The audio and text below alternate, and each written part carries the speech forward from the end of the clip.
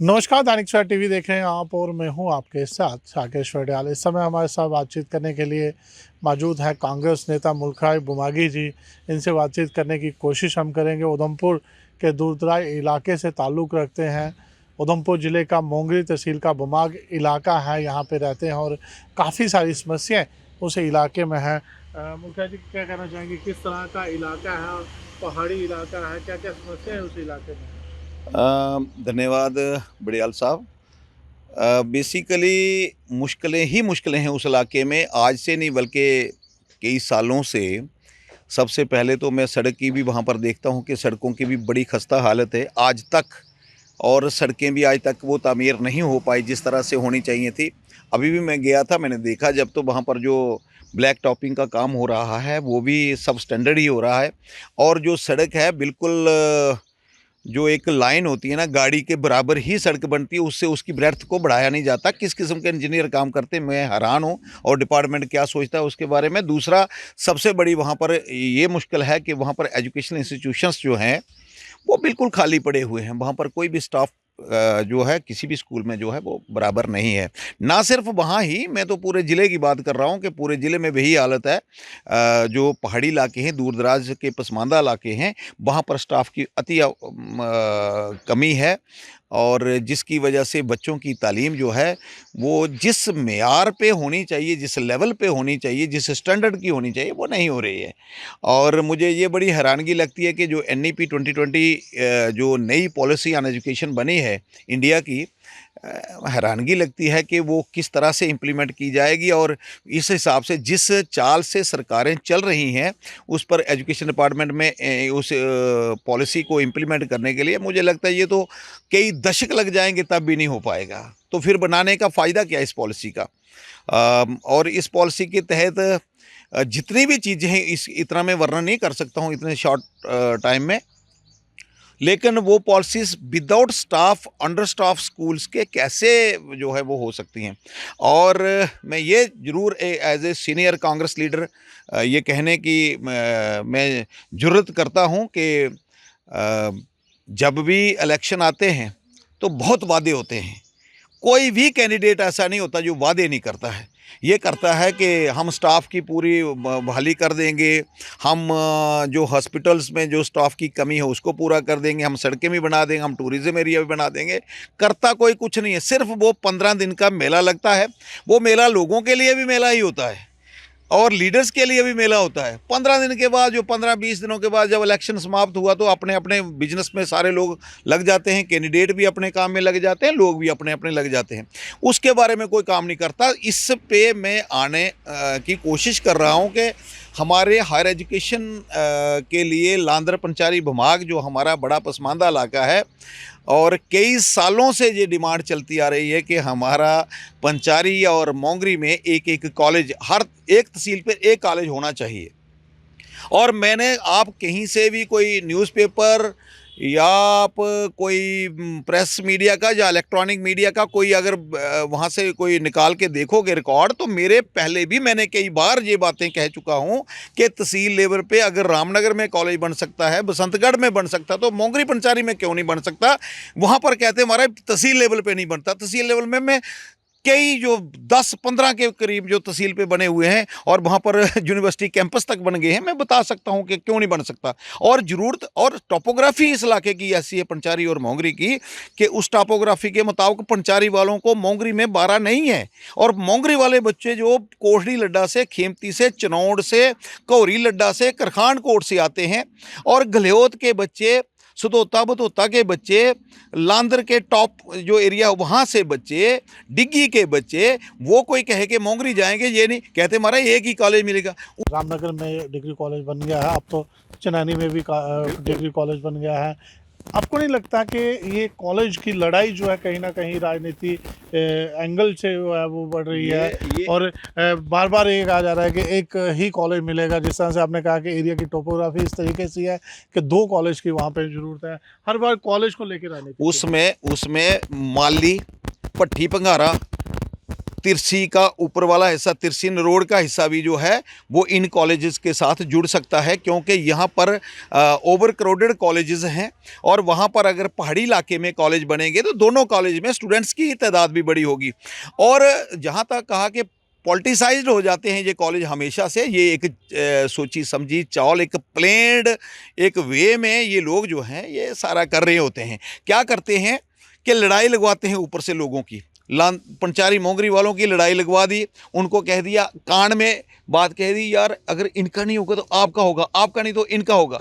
और किस तरह से लड़ाई लगवाने के बाद उसका ये नाजायज़ फायदा लेते हैं और बोलता कोई नहीं है। असेंबली में भी कोई नहीं बोला, कॉलेज के बारे में कोई बात नहीं हुई। मुझे पता है कि हमारे विधायक साहब भी ये ज़रूर कह देंगे कि महाराज मैंने बात रखी थी, वो मैंने सुनी भी है। मैं उनका धन्यवाद करता हूँ कि नाम तो लिया कि मोंगरी पंचारी में कॉलेज होना चाहिए, बस इतना। उस पर कोई मेहनत करने की जो बात होती है, अगर कहीं और वो कॉलेज बनाना होता तो विधायक साहब भी बहुत जोर लगाते और भी कोई जोर लगाते। जरूरी नहीं है कि एक जो इलेक्टेड मेंबर है असेंबली में, जो representative of the people of this constituency है, इसी का नहीं होता है। कोई भी बंदा इसके बारे में बात कर सकता है। तो कोई बात ज़्यादा हो नहीं रही है इसके ऊपर। और मैं तो इसके बारे में मैं लोगों से अपील करना चाहता हूं कि लांदर पंचारी भमाग के लोगों, कम से कम डॉक्टर MR भमागी के साथ सहयोग करो। आप इन कॉलेजेस को बनाना चाहते हो अगर, तो इसके लिए मैं स्ट्रगल करने के लिए तैयार हूं, मैं रोड ब्लॉक करने के लिए तैयार हूं, मैं एडमिनिस्ट्रेशन के आगे बैठने के लिए तैयार हूं, मैं गवर्नमेंट तक, मैं सेक्रेटेरिएट तक घूमने के लिए इसके लिए तैयार हूं। जहां भी जिस भी कोने से अगर कॉलेजेस की जो डिमांड है वो हल होती है, मैं फिर को दौड़ने के लिए तैयार हूँ। क्यों? क्योंकि एजुकेशन के बगैर, without education a man is not better than an animal, Manu says. ये वहाँ से बातें, हम एक पढ़े लिखे लोग हैं, हमें पता है कि बच्चों को मालूम नहीं है, हमारे कई पेरेंट्स को भी मालूम नहीं है कि हमारा भविष्य किस ओर जा रहा है। मैं जानता हूँ, मैं रोशनास इंसान हूँ, तो मुझे पता है कि बिना एजुकेशन के हमारा इलाका कभी सुधर नहीं सकता। हालांकि हमारे इलाके में आज से पहले बड़े एजुकेटेड लोग हुए हैं। हमें पता है कि हमारे जो DGP हुआ करते थे वो हमारे LD ठाकुर साहब हमारे इलाके के तो पढ़े लिखे ही थे, तभी बने ना। कितने हमारे एडवोकेट्स वहाँ से हुए, कितने हमारे वहाँ से जजेस भी हुए, वहाँ से सारे लोग आए। इसका मतलब पिछला स्टैंडर्ड अच्छा था। फिर आज के इलाके में KAS ऑफिसर कितने हमारे KPS वहाँ से हैं। लेकिन अफसोस की बात है कि अब तो एजुकेशन स्टैंडर्ड, जब स्टाफ ही नहीं है तो स्टैंडर्ड कैसे बनेगा। मैं सीधा डिपार्टमेंट को भी कहना चाहता हूँ, मेहरबानी करके इस इलाके की देखिए इसको कि क्या क्यों पसमानदगी है। और टूरिज्म के लिए हमारे लोग पत्नीटाप जाते, पत्नीटाप हमारा है, हमारे सुधमा देव जाते हैं और कहीं जाते हैं। अपने जम्मू प्रोविंस की बात करें, भद्रवा में जाते हैं, देखिए कंपेयर करके देखिए कि क्या सरोली पहाड़ कैसा है, गोरीमिट्टी कालका माता का मंदिर कैसा है। टूरिज्म की आपने बात कही है। उधमपुर की पूर्व DC जो है उन्होंने पंचारी को पहला टूरिस्ट विलेज बनाया था और बड़े पैमाने पे वहाँ उसका इनॉग्रेशन हुआ था और एक रिसेप्शन सेंटर बनाया जाना था कैंथखली में। कहाँ तक वो नहीं पहुंचा, यही तो बात है। उन्होंने उद्घाटन भी किया और टूरिज़्म विलेज भी घोषित कर दिया गया, लेकिन उसके मुताबिक वहाँ की उसको फैसिलिटेट भी करना पड़ता। जो वहाँ पर टूरिज़्म के हट्स वगैरह बने हुए उनका अभी तक कईयों का उद्घाटन ही नहीं हुआ है। और उसका इस्तेमाल ऐसे कर देता है, कोई बेचारा जाता है जब तो किसी के सिफारिश करवा लेता है कि हमारा खोल दो उसको, आज की नाइट में अपनी फैमिली के साथ जहाँ बिताना चाहता हूँ, तो कोई बड़ी बात नहीं है। हम वेलकम करते हैं लोगों का, कि उधमपुर के लोगों का, जम्मू कश्मीर के लोगों का, कि जो भी इस इलाके में आना चाहें, यहाँ की खूबसूरती को देखें। यहाँ पर मेले लगते हैं, इतने मेले लगते हैं, उन मेलों में आइए। हम निमंत्रण, खुले निमंत्रण देते हैं आपको, और आपको हम सर आंखों में बिठाएंगे। आप आइए और इलाके की खूबसूरती को देखिए। बिल्कुल नियर बाई 40 किलोमीटर 30 किलोमीटर से शुरू हो जाता है इलाका, को बहुत बड़ी दूर भी नहीं है, बहुत बड़ा खर्चा भी नहीं पड़ेगा। तो इस इलाके को मैडम DC ने तो की होगी कोशिश, कईयों ने वहाँ पर अप्रोच भी की हुई है, हम जैसे लोगों ने भी बहुत शोर शराबा किया था। हम चाहते हैं कि कम से कम उस पर इतना काम हो। जब तक सड़कें ठीक नहीं होगी तो टूरिज़्म कैसे हो सकता है जी। आप बड़े समझदार लोग होते हो, जो मीडिया वाले, फोर्थ पिलर ऑफ डेमोक्रेसी हो आप। कोई छोटी मोटी हस्तियाँ नहीं, मैं मीडिया वालों का अति वो जिसको कहते हैं ना, वो करता हूँ, मैं आदर करता हूँ। सवाल आपका आपसे रहेगा, जी। आप कह रहे हैं कि सड़कें नहीं हैं, सड़कों की हालत खस्ता है, तो वहीं पीएमओ में मंत्री डॉक्टर जितेंद्र सिंह अपनी पीठ थपथपाते हैं कि उधमपुर जिला जो है सड़कों में अव्वल नंबर पे। नहीं, बाकी हुआ होगा, उन्होंने तो सद्दल को, हमारा जो जहाँ पर 40 लाशें जो हैं वो ज़मीन दोष हो गए थे लोग, 40 लोग जो वहाँ पर ज़मीन के नीचे चले गए थे, आप जानते हो, सारे जानते हो, मीडिया वाले भी जानते हैं, सारी दुनिया जानती है।